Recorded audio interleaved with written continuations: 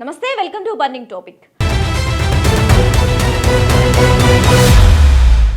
అంతర్జాతీయ వాణిజ్య రంగంలో ఒక సంచలనం దౌత్యపరంగా భారత్ సాధించిన మరో విజయం ఇప్పుడు పొరుగు దేశం పాకిస్తాన్కు కంటి మీద కునుకు లేకుండా చేస్తోంది. భారత్ తన ఆర్థిక బలాన్ని ప్రపంచానికి చాటి చెబుతోంది. భారత్ యూరోపియన్ యూనియన్ మధ్య కుదిరిన మదర్ ఆఫ్ ఆల్ డీల్స్ ఇప్పుడు దాయాది దేశం ఎగుమతులపై కోలుకోలేని దెబ్బ కొట్టబోతోంది. అసలు ఈ ఒప్పందం పాకిస్తాన్ను ఎందుకు భయపెడుతోంది? భారత్ సాధించిన ఈ చారిత్రాత్మక విజయం వెనుక ఉన్న అసలు కథ ఏంటి? Let's watch.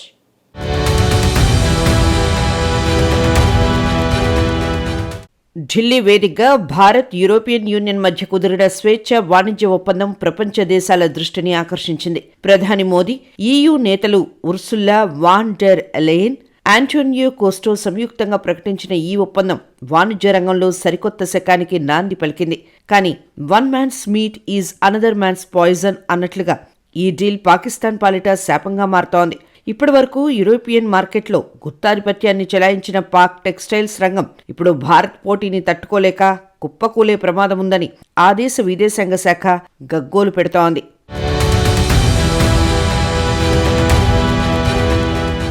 అంతర్జాతీయ వాణిజ్య రంగంలో పొరుగుదేశం పాకిస్తాన్కు పెను సవాళ్లు ఎదురుకాబోతోంది. ఒకవైపు ఆర్థిక సంక్షోభం, మరోవైపు అప్పుల ఊబిలో కూరుకుపోయిన పాకిస్తాన్కు ఇప్పుడు తన అతిపెద్ద ఎగుమతి మార్కెట్ అయిన యూరోపియన్ యూనియన్ నుంచి గట్టి దెబ్బ తగిలే సూచనలు కనిపిస్తున్నాయి.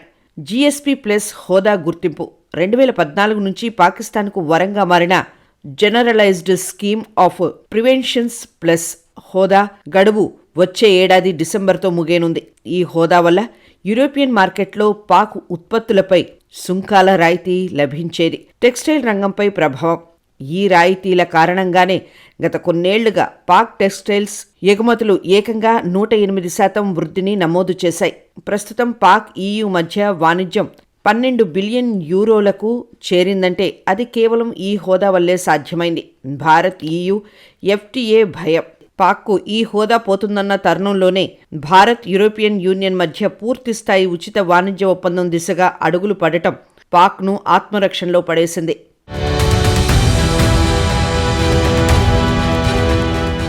నిజానికి పాకిస్తాన్కు యూరోపియన్ యూనియన్ అనేది అతిపెద్ద ఎగుమతి గమ్యస్థానం.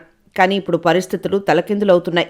విదేశాంగ కార్యాలయ ప్రతినిధి తాహిర్ అంద్రాబీ మాటలను బట్టి చూస్తే పాక్ ఎంతటి ఆందోళనలో ఉందో అర్థమవుతోంది. భారత్ ఈయూ డీల్లోని ప్రతి అంశం పాక్ ఎగుమతులపై తీవ్ర ప్రభావం చూపబోతుందని వారు బహిరంగంగానే అంగీకరిస్తున్నారు. భారత్కు ఈయూతో ఎఫ్టీఏ కుదిరితే పాకిస్తాన్ ఉత్పత్తులకు లభించే పోటీ తప్పుతుంది. నాణ్యత, ధర విషయంలో భారత ఉత్పత్తుల ధాటికి పాక్ తట్టుకోవడం కష్టమన్నది ఆర్థిక నిపుణుల విశ్లేషణ. ఒకవైపు రాయితీలు కోల్పోవడం, మరోవైపు భారత్ నుంచి గట్టి పోటీ ఎదురవడం, ఈ రెండూ కలిసి పాక్ ఆర్థిక వ్యవస్థను మరింత కుంగదీసే ప్రమాదముంది.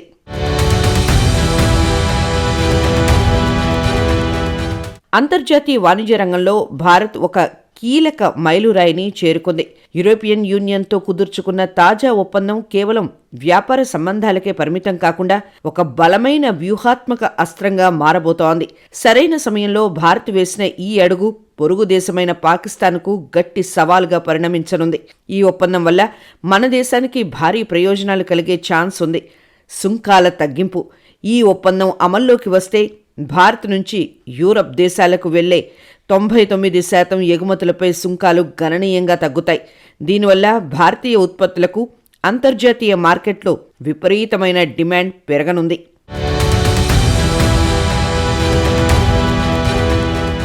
ప్రయోజనం పొందే రంగాలు ముఖ్యంగా టెక్స్టైల్, రెడీమేడ్ దుస్తులు, లెదర్ ఉత్పత్తులు, హస్తకళలు, పాదరక్షలు మరియు సముద్ర ఉత్పత్తులకు ఈ ఒప్పందం వరంలా మారనుంది.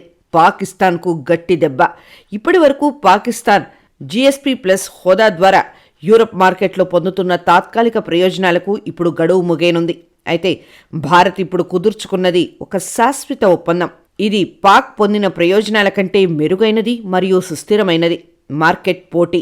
సుంకాల తగ్గింపు వల్ల యూరప్ మార్కెట్లో భారతీయ వస్తువులు తక్కువ ధరకే లభిస్తాయి. ఫలితంగా నాణ్యతలోనూ ధరల్లోనూ పోటీ పడలేక పాకిస్తాన్ ఉత్పత్తులు వెనకబడిపోయే అవకాశం ఉంది. భారత్ ఇప్పుడు శాశ్వత ఒప్పందంతో అంతకంటే మెరుగైన ప్రయోజనాలను పొందుతోంది. దీనివల్ల యూరప్ మార్కెట్లో భారతీయ వస్తువులు చౌకగా లభించి పాకిస్తాన్ వస్తువులను వెనక్కి నెట్టేస్తాయి.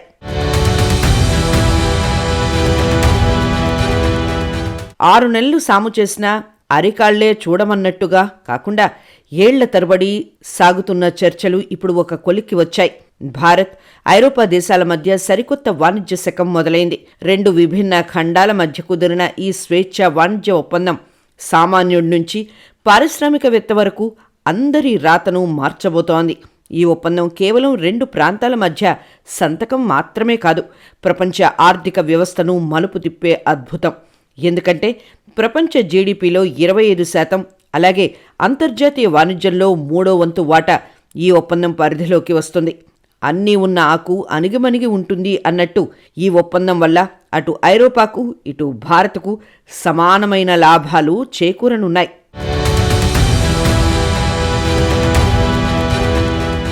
ముఖ్యంగా మన దేశీయ ఉత్పత్తులకు ఐరోపా మార్కెట్లో గిరాకీ పెరగనుంది. కష్టే ఫలి అన్నట్టుగా మన రైతులు, చిన్న తరహా పరిశ్రమల శ్రమకు తగిన గుర్తింపు లభించబోతుంది. ఇక వినియోగదారులకు పండగే. చేతులు కాలక ముందే ఆకులు పట్టుకోవడం అంటే ఇదే. సరైన సమయంలో కుదిరిన ఈ ఒప్పందం వల్ల విదేశీ వస్తువులు మనకు అందుబాటు ధరలోకి రానున్నాయి.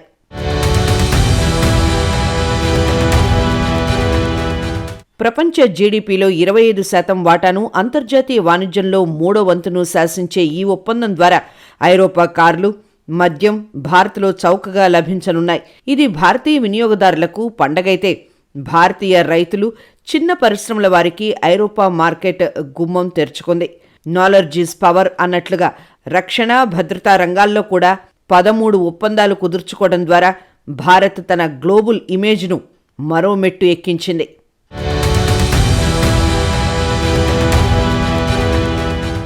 ధైర్యవంతులకే అదృష్టం అనుకూలంగా ఉంటుంది అన్నట్లుగా భారత్ సాహసోపేతమైన వాణిజ్య నిర్ణయాలతో ముందుకు వెళ్తోంది. పాకిస్తాన్ చర్చలు, సంప్రదింపులతో కాలం గడుపుతుంటే భారత్ మాత్రం అంతర్జాతీయ వేదికలపై ఒప్పందాల వర్షం కురిపిస్తోంది. ఈ ఒప్పందం అమలైతే పాక్ ఆర్థిక వ్యవస్థ మరింత కుదేలెవ్వడం ఖాయమని విశ్లేషకులు చెబుతున్నారు.